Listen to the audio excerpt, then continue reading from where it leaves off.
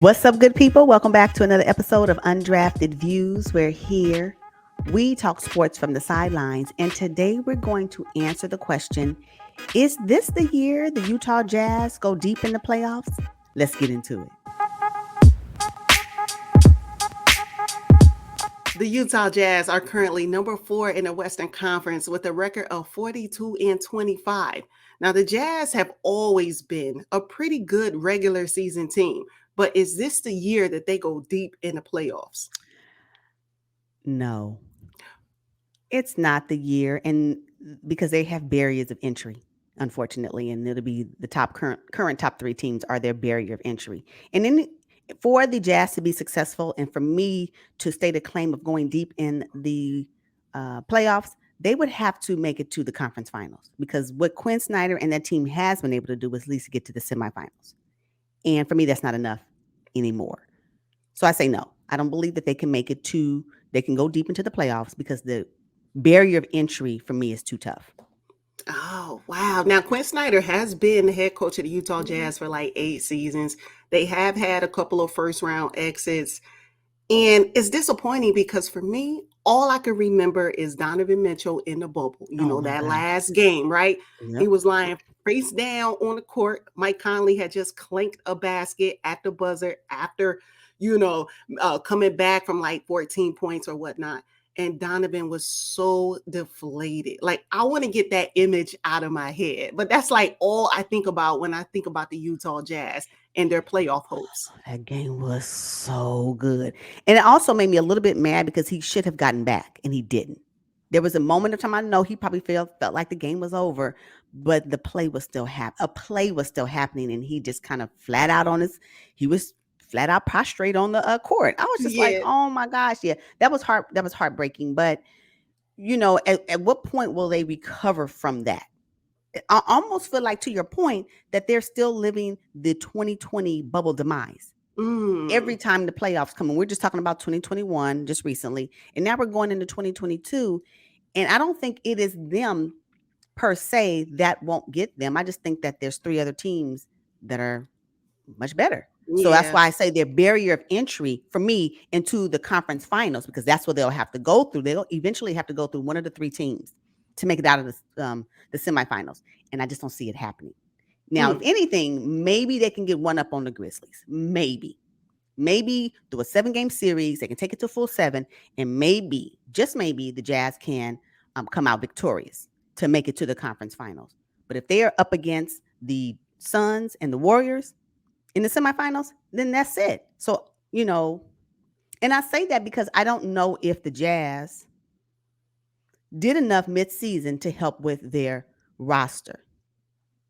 And here we Mm. are. Here we are. Okay. And there's a couple of other things that I think the Jazz, we talked about the Jazz earlier on this channel as well. You guys can go check out those two videos, but something is missing from the Jazz as a whole. And I don't think it's fair to put it all on Donovan Mitchell. I don't think it's fair to put it all on Rudy Gobert. Quin Snyder may have to take some of the brunt of this. And not only that, I know we talk about the coach all the time, but I'm talking about them GMs, president of operations, y'all too. You can get some of this because you make these moves and you help put these rosters together. And now Mm. you expect the coach to do what with that? So yeah, I believe the Jazz are a good team. I don't think they're just good enough right now for this, and I say for this season, at this juncture. Anything can change, but as we speak today, the barrier of entry to the conference finals to me is just too tough. Okay. Now, when you talk about what's missing from the Utah Jazz, now I like their starting lineup. I think they're great. But this Mike Conley, though, I just feel like he's the invisible man. He's making $21 million this season. And it's like he doesn't move the needle for them. Donovan needs someone who's a little bit more. I just don't get it from Mike Conley and Royce O'Neal as well. He's kind of their utility man. He's not going to put up a lot of points. He's going to play solid defense. But if those two positions, if they can get players who average a little bit more, who's able to put more into the pot, it will take less of the pressure off of it will take more pressure off of Donovan Mitchell and Hmm. Rudy Gobert. I do like the pickup of Whiteside. I like that pickup. I think gives the center position more flexibility, I believe. I like what he Yes. brings, and I think sometimes Rudy Gobert gets a little stagnant in the paint. So you need, Mhm. depending on who they play, you need someone else. And I talked about in the previous video that, one of the things that the Jazz was lacking was flexibility in their roster. So I think Hassan Whiteside gives them a little bit that at the five, gives them a little bit of it at the five. And I like that his last game he played, the most recent game he played, he did really good. And I just think that he started in that game, and I think it gives the Jazz a little bit more flexibility at that position. Because I know they made trades at the midseason to bring in Nickeil Alexander-Walker and Hernan Gomez. I just don't know why they did it. And if they're trying to move the needle for this season, were they trying to expand? Because if you look on the depth chart, Nickeil Alexander-Walker is like number 3.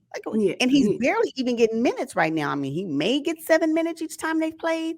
So I don't know if they brought him in for this season or for next season. Mhm. But with the fact that Joe Ingles, is no longer on the roster, first of all, he was injured and now he's no longer on the roster. Who was supposed to absorb what Joe Ingles was supposed to bring or has brought to the Jazz? And for me, that was a missing piece. And I think it's going to show up negatively in the postseason for the Jazz. Got it. Yeah. So let's talk a little bit about Jordan Clarkson. I mean, he won Sixth Man of the Year for 2021. This season, haven't seen that same offensive punch from Jordan Clarkson. I think he's averaging 15 points, 3 rebounds, and 2 assists. He finally had a breakout game here recently where his shot was just going in. I mean, his 3 ball was jamming. He was good in the mid range. What can they expect from Jordan Clarkson moving forward? That they need that. Matter of fact, the Jazz requires that if they think they're going to get out of round one. Hmm. They require that. So hopefully, the minor slump that Jordan Clarkson was in, he has recovered from, and now moving forward, he'll be able to produce maybe not the 45 points. I mean, that was extreme, and he did that, but at least somewhere to a 6 Man of the Year season again at this stage of the season and going into the postseason. They need that from him because if they don't have that coming off the bench, who else is going to do it? I know that's the problem.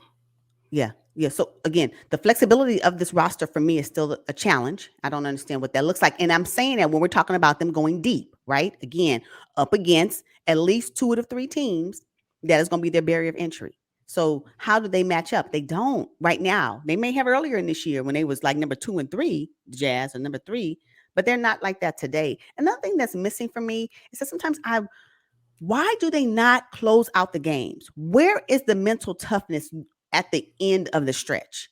Sometimes that's missing from me, and maybe it's because their January month was horrible.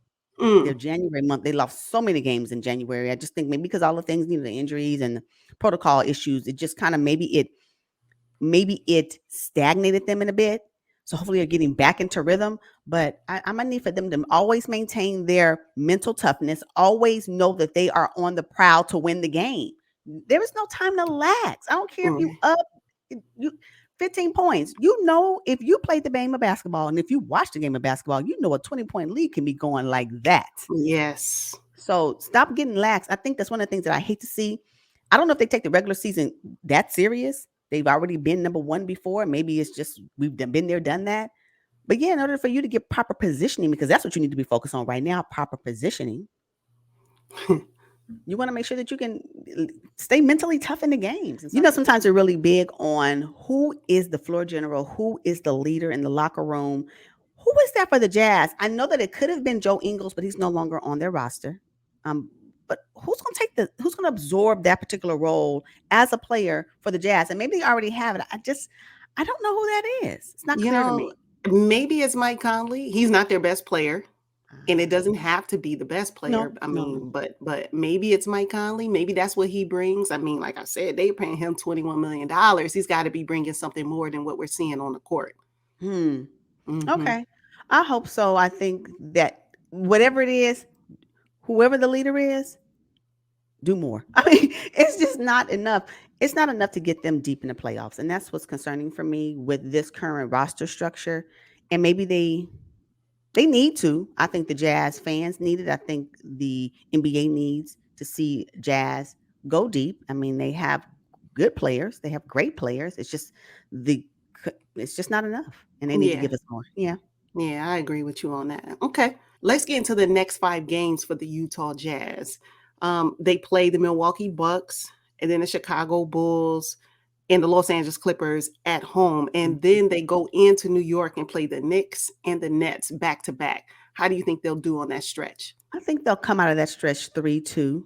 They will win against the Bulls, Clippers, and Knicks. I have them losing the Bucks and the Nets. Oh, okay. So I have them losing to the Milwaukee Bucks because Milwaukee just came off a nasty national TV loss against the Embarrassing. Golden State Warriors. Mm, The Chicago Bulls with Alex Caruso back now, I think, Chicago Bulls are finally going to, start winning more games. And then I have them losing to the Brooklyn Nets only because the Nets need to win every single game possible, even though they probably won't have Kyrie in they that won't. game.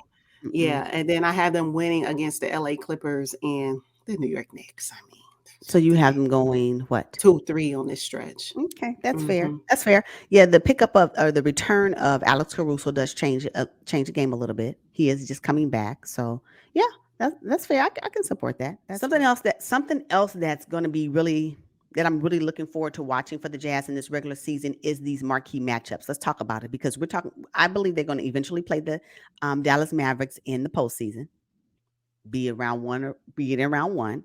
And then they have the Warriors, they have the Grizzlies, and they have the Suns. So if we want to know whether or not at this stage can the Jazz fare up against teams that they'll potentially see in the postseason, those are the 4 games you got to be able to watch.